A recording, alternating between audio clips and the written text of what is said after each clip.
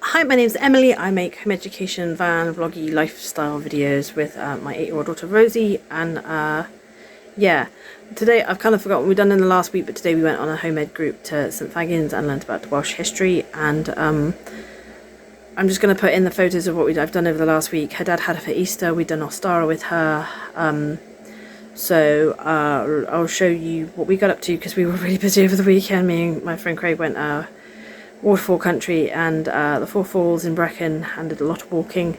I'm shattered. And we saw friends on Tuesday up in Forest Fire as well. So I'll put in all the photos of what we've been doing and show you what we've been up to. And a lot of the home ed has been out and about and with friends and watching the sea. And today history, they had little packs to do and scavenger hunt of things to find in the buildings and facts to find about the stuff. So it was nice to get out with the home ed group because they normally go on a Wednesday when I work and I can't do it. So yeah, I'll get into the video. So we camped near here, which is between Garwnant and Llynon Reservoir, for going to see our friends to go do the waterfalls in Brecon. It was a stunning view, absolutely gorgeous. So this is us catching up with them because we were late because we had a flat on the way up. So we were catching up with them on the way up to waterfall country to go and swim in one of the waterfalls. Absolutely stunning walk, very muddy. So if you've got small children, I recommend you have wellies. There's lots of little caves. You can't go in some of them are boarded off. So such a pretty place. We were very, very blessed with the weather as well. It was a gorgeous day. And the sun was very, very warm, which is why it was warm enough to actually get in one of the waterfalls. So yeah, we found this cave as well, which is really, really cool. I think I did have a better picture of it. You could see near the back, but this is the waterfall we got in. So yeah, proof I was there. And at the moment dressed. It took me 3 times of walking in, up to my feet, up to my knees, up to my waist, and then finally I just went in. Because everyone from my group was getting out, and I was really scared I wasn't going to get it done. So yeah, it was really, really cool. And then this next one is me and Craig, because we both got in it. So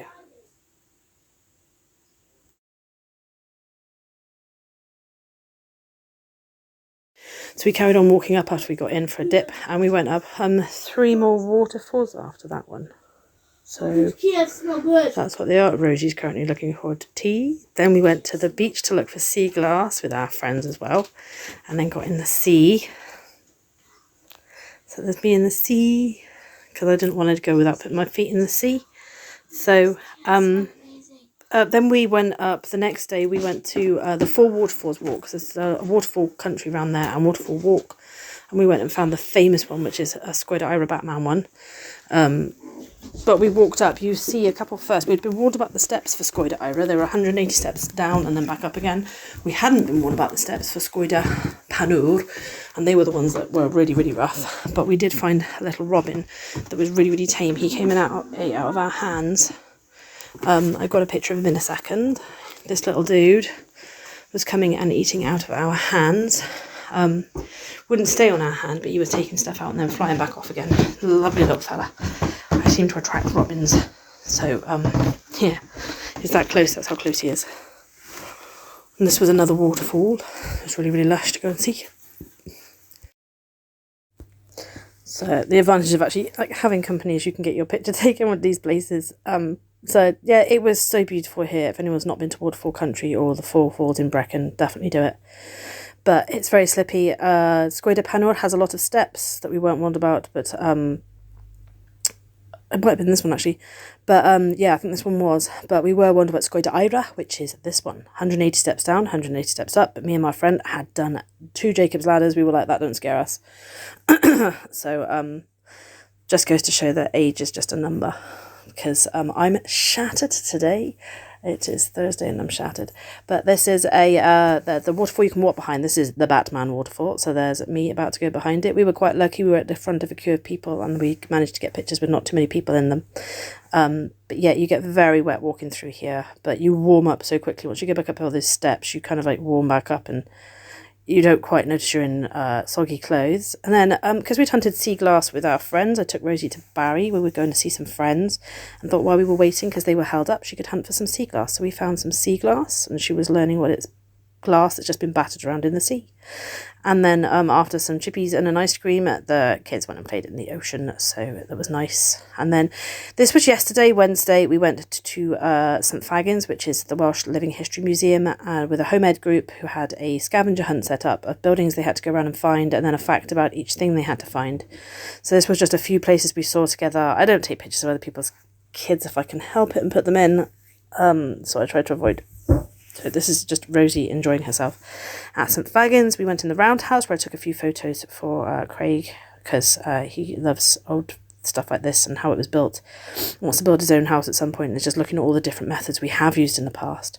Because it's springtime, they had piglets and they had lambs and like this huge pig at the end. Yeah, so that was our week so far. So I'll catch you up now before I finish the video, but today's Thursday. So basically from last Saturday I walked Waterfall Country. Sunday I walked the Four Falls. Monday we were out at Barry with friends. Tuesday we were out. No, Monday I was in Forest Vara collecting wood. Tuesday we were at Barry with friends. Wednesday we were walking around St Fagans. So today we're stopping. We've got to go out and get some gas and electric. And I might take you out in a minute just to see my van and show you like what we've done to her. Not an awful lot. It's the I think I've shown you the decals, but we've put some extra ports in the front. And if I don't do it this video, I will do it next video.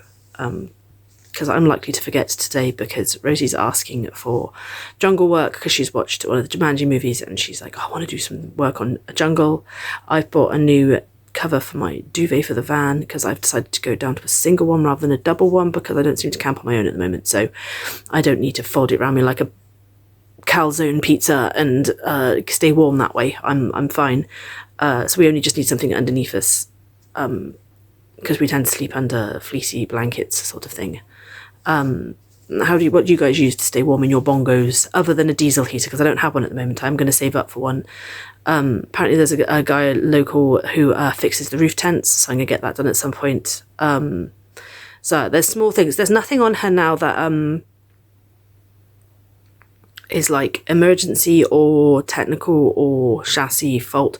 There's nothing wrong with her now. So the things that I'm now going to change up my van, I'm going to have to save up for. So I've got a couple of broken inserts in the door handles, and there's someone just on Facebook who's just started selling like the inserts, and if you don't smoke, instead of an ashtray you can have a cup holder there. So I'm going to save up and do that. I'm just going to make her longevity now, so I'm going to save up for a stainless steel exhaust to put underneath her.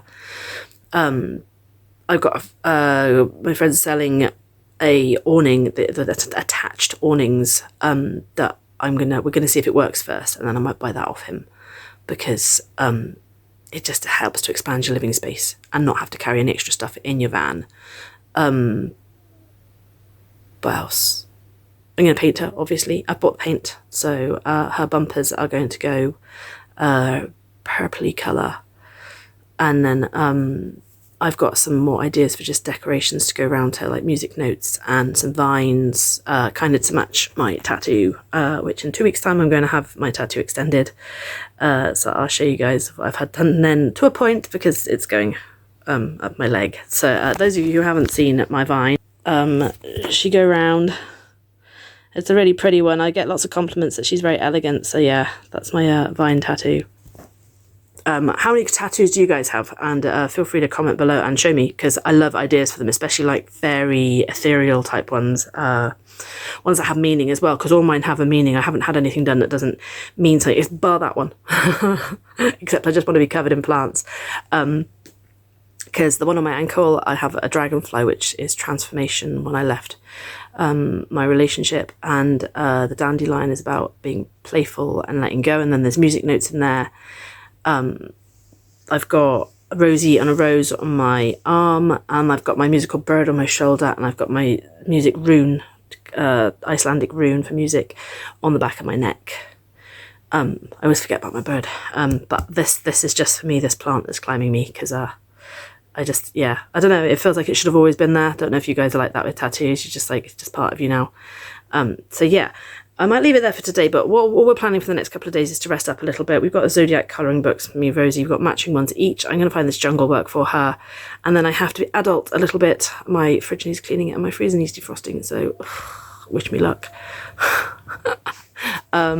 So yeah, let us know what you're doing with your Easter holidays. We don't tend to have an Easter holiday because we home ed as and when the mood hits. If it doesn't interrupt plans going out, the sit down stuff that looks like school, we do, but our education generally looks more like how do we keep this clean? How do we cook a meal? What are we noticing when we're out and about in nature, planning a trip? And it's more based around real life stuff rather than sitting down and sectioning it off into subjects, which life isn't. We don't sit down and think, I must do some English today, and then sit down and write a poem. The mood takes and we write a poem, or the mood takes and we make some music. So yeah, we're more mood takes sort of learning. So yes, I shall leave it there for today. And remember that Rosie's got to write to a pen pal as well. So yes, I hope you all had a good holiday, and for now it's ta from me and ta from the Rosie Bear.